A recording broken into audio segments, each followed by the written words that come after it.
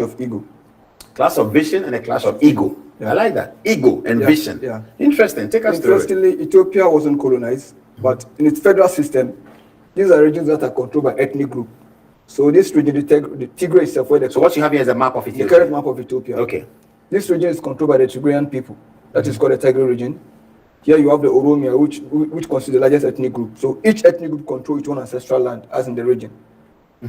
But then, in the current form, powers are more centered in the regional government than the central government. Because of the federal system. Because of the ethnic nature of the system. The system is already federal. Yeah, it's federal. But it has ethnic undertones. Yeah. So each region is defined by ethnic group that are occupying that particular place. For example, let's assume Ashanti region. Only the Ashantis form that core of the group. Okay. But then, post Meles Zenawi, there's an attempt by Abiy Ahmed to re-centralize Ethiopia and take away some powers from the regional government. And that created a rift between he and the former TPLF, who are the dominant group. Meles Zenawi died, the famous Ethiopian president of recent times. Yeah. Was he replaced by the one who is now there? No, he was replaced by Haile Mariam Desalegn. What happened to him? He was forced out of office by a protest that was largely led by the Oromia group and by the Oromo ethnic group. But then to understand how we got to this point, we must take a detour back to the history of Ethiopia itself in the course of nation building. And then we'll still come back to this map. And then these particular ones.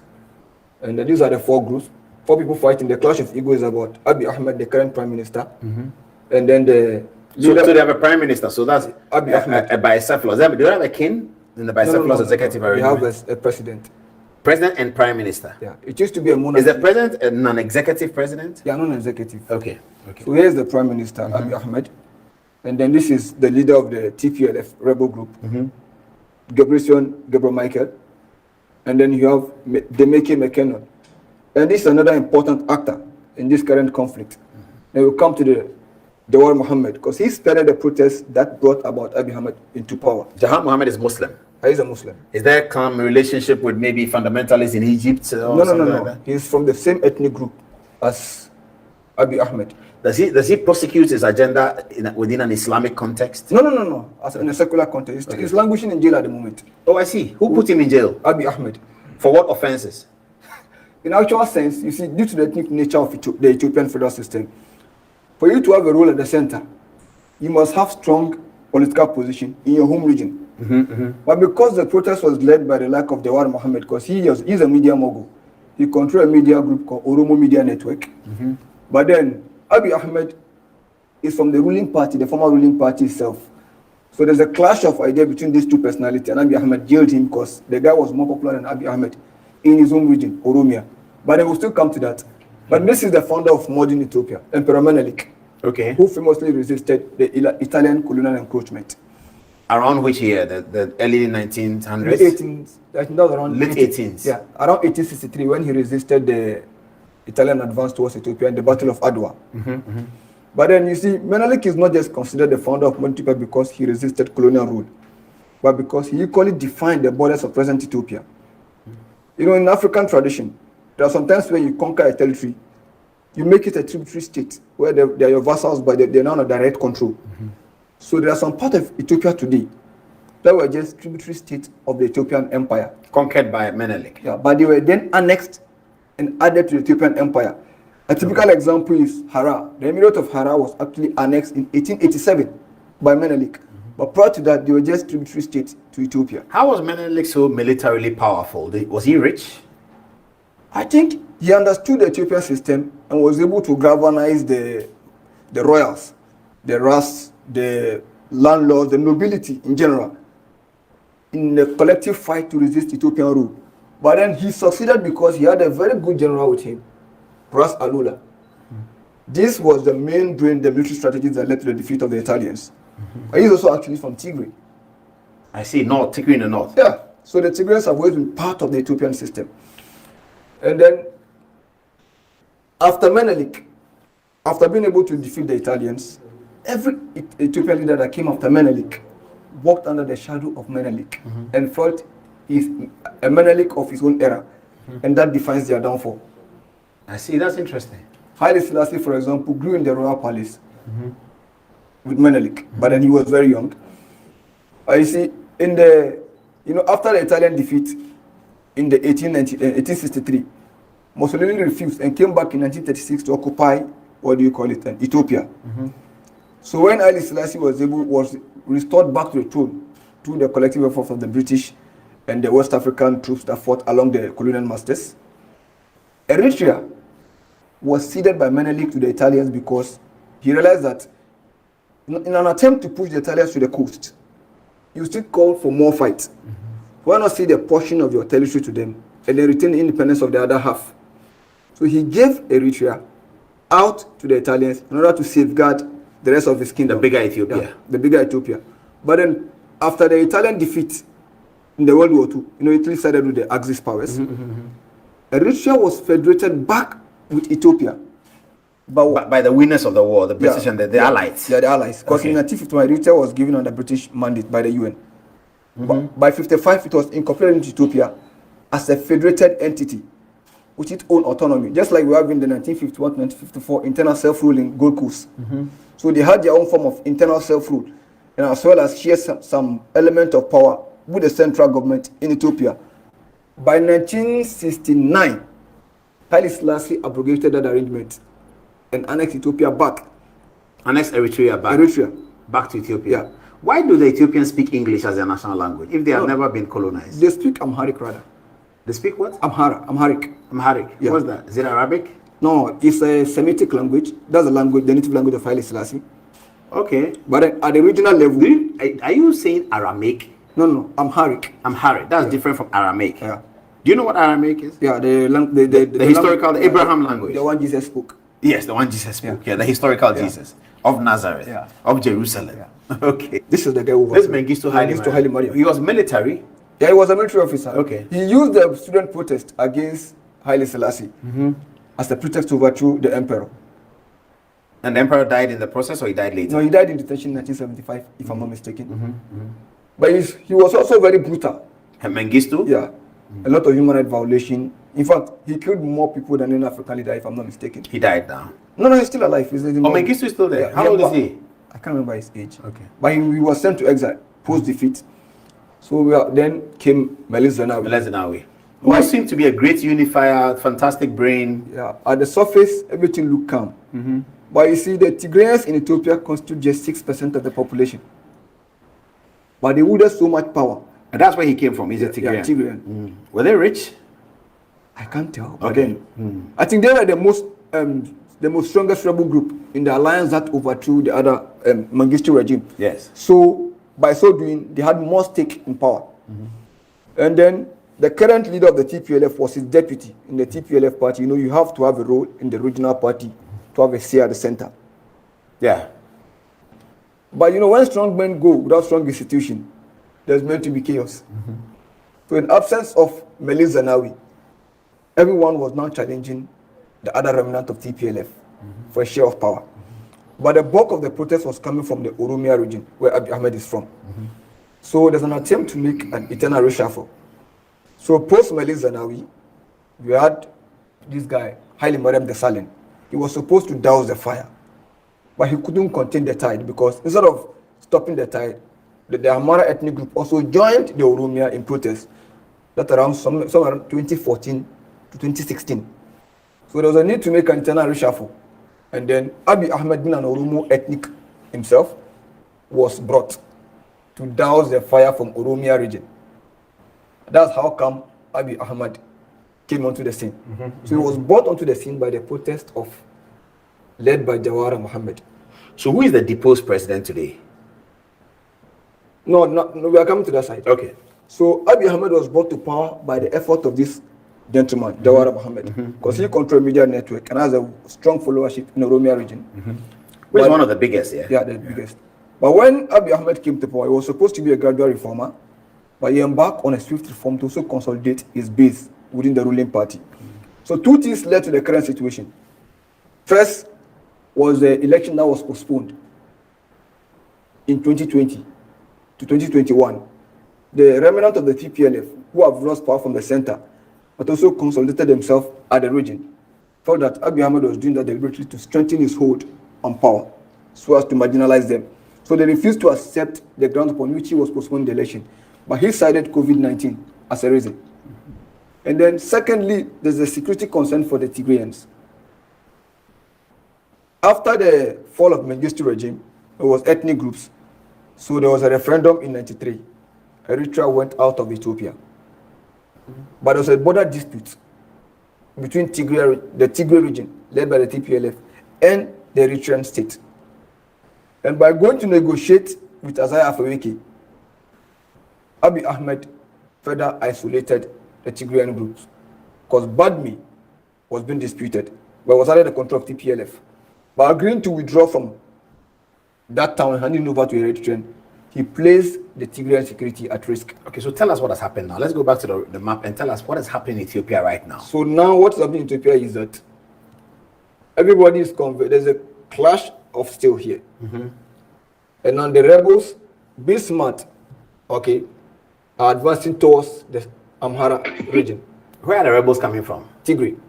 Okay, they are Tigrayans. They are Tigrayans.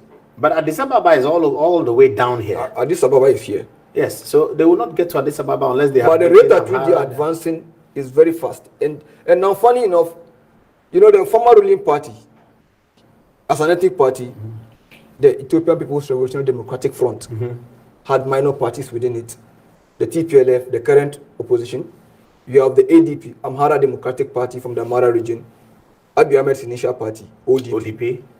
But then he has been able to merge all these groups into Prosperity Party, with exclusion of the TPLF, who refused to join the arrangement because it's an attempt to re-centralize Ethiopia. And then by being weakened in his home house, the Oromo region, he's weakened, so he had to jail this guy in order to secure his victory. Now, so he's currently still in jail? Yes, currently in jail. But if there's a free and fair election in Oromia today, there's a possibility of this guy winning Abiy Ahmed hands down. For the Oromia region, as governor of Oromia. So once Abiy Ahmed has been able to isolate himself due to his policies and lost credible support in not just his own region, but around certain parts of Ethiopia, the TPLF have been able to form a coalition of other minor rebel groups, which they now call United Front of Ethiopian Federalist Congress. So what Abiy Ahmed is losing allies, the TPLF rebels have gained several allies. So what's happening to the government in Addis Ababa right now? So now the government in Addis Ababa is only dependent on one force, which is the one led by, and that's where this guy comes into the scene, Demeke Mekonnen. He's the leader of the Amhara region.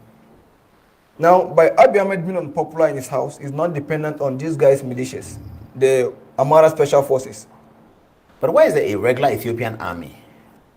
Back to how the country was formed. In the defeat of the rebels, they were ethnic militias. So each region retained its own militias. But a little, number of groups were brought to the federal level. So the regions are militarily stronger than the federal government. Oh, I see. So if you realize that on the first 1 year of the war, the 4th November attack was used as a pretext to embark on offensive. We still don't know whether the attack actually came from the TPLF, as is claimed by Ahmed, or it's actually a false flag attack to embark on his mission. But it appears now that the offensive was successful because Eritrean soldiers were involved. But there were a series of massacres in Tigray, and that led to international outcry. And then the Eritrean soldiers were pulled out. And since the Eritrean soldiers pulled out of the war, the federal troops were losing ground. But now Abiy Ahmed is not dependent on the Amhara Special Forces to fight the war. And this is the leader of the Amhara Special Forces. So let's go to the map and give us your prediction so we can wrap it up. So what it means is that now, the only condition for peace is now two. Tigrayans are under siege. Aid is not going through. If Abiy Ahmed wants to secure peace and we have to go to negotiating table, then first of all, there must be safe corridor for aid. But then, TPLF must also withdraw from certain areas of the Amhara region they have conquered. Else, the Demeke Mekonnen wouldn't accept to negotiate. So Abiy Ahmed is not the problem, the obstacle to peace. Peace can only be arrived at if the Demeke Mekonnen agrees to talk. Abiy Ahmed is just a face of the regime now. He has lost support in his native region. Are Somali supporters backing any of the rebel groups? Fine. The Somali region in Ethiopia actually consider themselves to be colonized by Ethiopia. I see. if you remember the Ogaden War between the Ethiopians and the Siad Barre, was fought because of the irredentism of the Somalis. And it's same with the Somalis in northern Kenya. They still wish to go back to Somalia. And these are largely Muslim, ethnic group, in what they consider to be Christian-dominated areas. So there's still that need to move back to the ancestral land which they consider to be Somalia. But now the obstacle to peace is very simple. If the Mecca McConnell is to go to negotiating table, if Abiy Ahmed was to go and negotiate, then it has to come with the acceptance of the Mecca McConnell. Because he's the only person keeping Abiy Ahmed in power today. Because if you look at your strength in your region, gives you a say at the center. Abiy Ahmed has lost his popularity in Oromia today. So he's not dependent on the support of the Amara ethnic group. And then for the Amara ethnic group, why they are supporting Abiy Ahmed is very simple. Historically, they are the dominant group, the monarch. The monarchs were from the Amara ethnic groups. But with the rise of the Tigrayans, they were out of power. So now any attempt to re-centralize Ethiopia is an attempt to bring them back to the center. Oh yeah, as a monarchy. Yeah, no, not as a monarchy, but as an important ethnic group in leadership, because the Tigrayans actually isolated them. And then Ethiopia being a landlocked country, there's this belief that it was made deliberate by Meles Zenawi. Every attack into Ethiopia has always come from the Red Sea. And then all the wars have been fought mostly in Tigray. The Battle of Adwa was fought in Tigray. And then for Ethiopia to be able to resist successfully, it took great organization and great sacrifice. And the Tigrayans always felt that they have always paid the price for Ethiopian safety. So there's this belief that in 1993, when the referendum was being held, Meles Zenawi intentionally ceded this part of Ethiopia. Assab is a port city. But there's speculation that he intentionally ceded it out to the Eritreans in order to secure Ethiopia. Because for the Tigrayans, security is very important. But now we shouldn't forget that there are two foreign countries that are also important in this equation. One is Eritrea and one is Egypt. I'll leave it here, Bello. I'll leave it here. Well, let me quickly add this. Concluded. Very interesting. Now, Abiy Ahmed appears to be losing ground. The question is, will he still not invite his Eritrean backers to push further into the war? And for Egypt, is the issue of the Grand Renaissance Dam. There's a dispute about when Ethiopia should finish filling the dam. So any instability in Ethiopia gives Egypt room to also secure its water supply. So the question is, will Egypt also not side with TPLF in its offensive in order to unseat Abiy Ahmed and secure its water supply? Water supply from Ethiopia? The Nile water. From the Nile water, okay. The Nile gets its source from Ethiopia. And Ethiopia is building this largest dam in Africa, Grand Renaissance Dam. To take energy from the Nile. Yeah. But there's a fear by the downstream countries of Sudan and Egypt that their water supply will be shortened. So for them, any instability in Ethiopia, that shifts the focus of the Ethiopian government from filling the dam to saving itself. Yeah. Give them time to find alternatives. So the question is, would Egypt also not back the TPLF in its offensive against the federal government? And now it appears that just to create instability. Yeah. But funny enough, the Tigrayans have been very smart in ways on that. Even in the Somali region where they were very unpopular, they create surrogate parties. So now they've been able to form alliance with smaller groups within the other ethnic regions. And to make it look as if it's a national, resistance against Abiy Ahmed. But in reality, it's just another TPLF attempt to come back to power. But the question is, having been on a TPLF dominated Ethiopia for almost 30 years, would other Ethiopians feel safe and willing to still accept another TPLF existence in power?